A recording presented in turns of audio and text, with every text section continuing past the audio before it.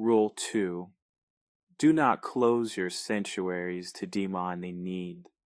Respect the sanctuary's protective atmosphere.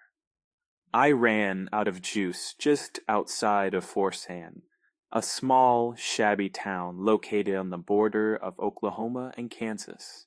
I thought I'd never find this place, but I guess my memory proved me wrong. Of course, the town looked a lot different from how it did when I left it back in 1935. I stood there, just staring down an unfrequented narrow road.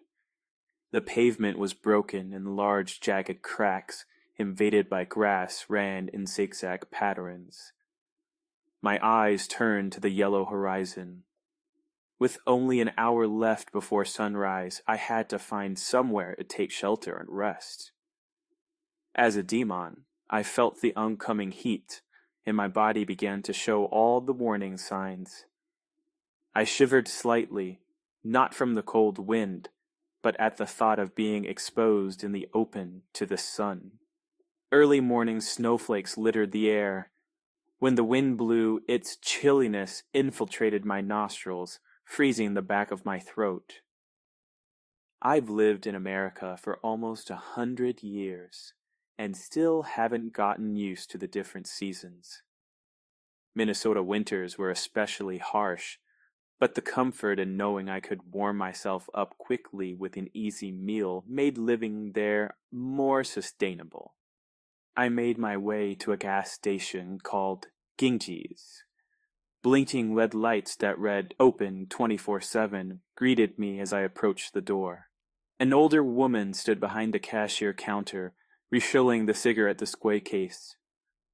Before I opened the door, I caught the scent as well as the thoughts of another worker, Pedro, who was restocking the shelves with soda leer bottles. The name Bobby drifted into my mind as the cashier hummed. I walked in, and Bobby greeted me with a wide smile, revealing yellow cheeks stained from years of cigarette smoking. "Good morning," she said. I stopped in the entryway, unsure of what I wanted to do next. My body said, feed, but my mind wanted answers. I came back to this trashy town for a reason. To find the Shoba. I played nice, for now. "Good morning," I answered, my lips struggling to pull back into a smile. I scanned the interior and found she and Pedro were the only humans in the vicinity. Near the back, I saw old, broken soda machines. Most of the ceiling panels were discolored, while others were missing. The floor felt sticky underneath my black steel-toed boots, and the smell of strong coffee was like the cherry on top. "Can I help you find anything?" she asked. I approached the counter. My mind dug a little deeper into her brain, just enough so that she wouldn't feel a sting. I needed to do a quick catch-up on Miss Town's secrets, how it changed and what had changed about it. I picked up on the location of her home. She lived alone in a small 2-bedroom house with yellow siding. Never married, she hired Pedro to fix various problems that occurred in her home. This information didn't really interest me until I picked up another thought. Pedro, a married man with 3 kids, spent a lot of time at her home, which made for interesting gossip amongst the townsfolk. I smiled, realizing I just discovered my resting place for the day. "I'm looking for someone," I said. "His name is Neshoba." "Neshoba," she repeated the name to herself in thought. "Doesn't sound familiar. Are you sure? Think long and hard, Bobby." I placed my hands on the counter and leaned toward her. Startled, she swayed her body away from me.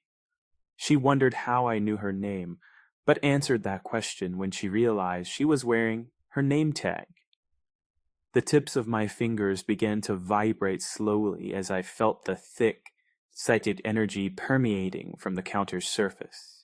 The imprints left over by human customers before me revealed a long, twisted history punctuated by mothers and fathers, little children, drunks, and drifters. Lugat Deamhan fed this way, devouring leftover psychic traces like a bottom feeder does on the ocean floor.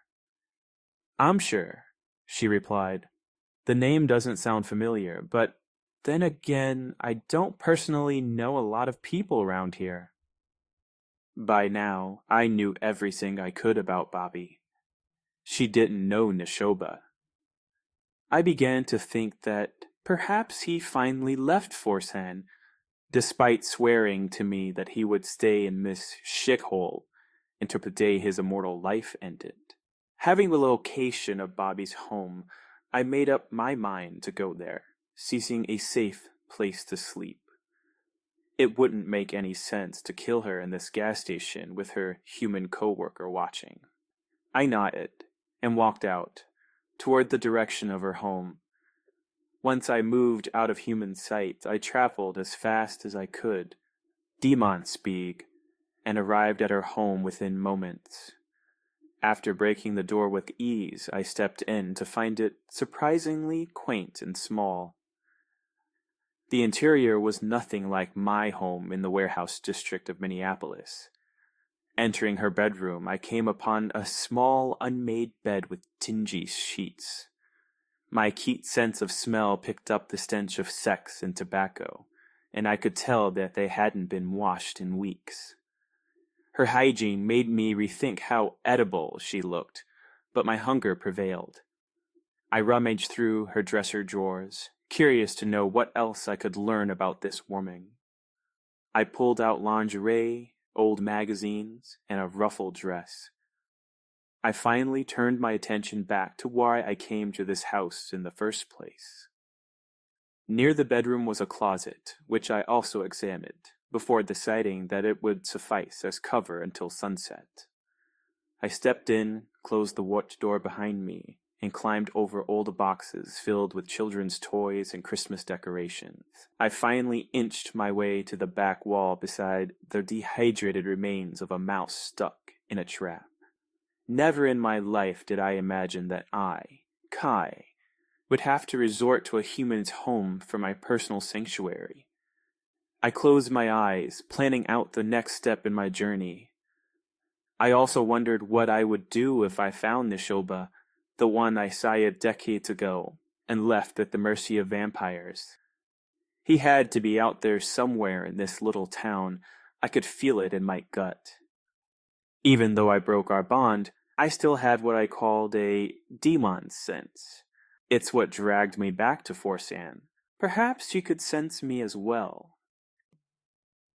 I sired him back in 1935 and had the impression he wouldn't survive this first night. The vampires tracking me would no doubt kill him, which would allow me just enough time to make my escape. She meant nothing to me when I first met him. He was just a walking, talking meal that satisfied my hunger. I left him defenseless, but somehow, deep inside, he knew that I played him and danger was coming. He told me he wouldn't leave Forsan. This area was sacred, and no white man would take it away from him like the Europeans did to his Native American ancestors. I warned him that he wasn't dealing with any ordinary white man. Demon weren't men.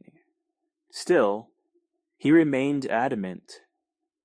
As I left, I remembered thinking that he wasn't prepared to defend himself. Boy, was I wrong.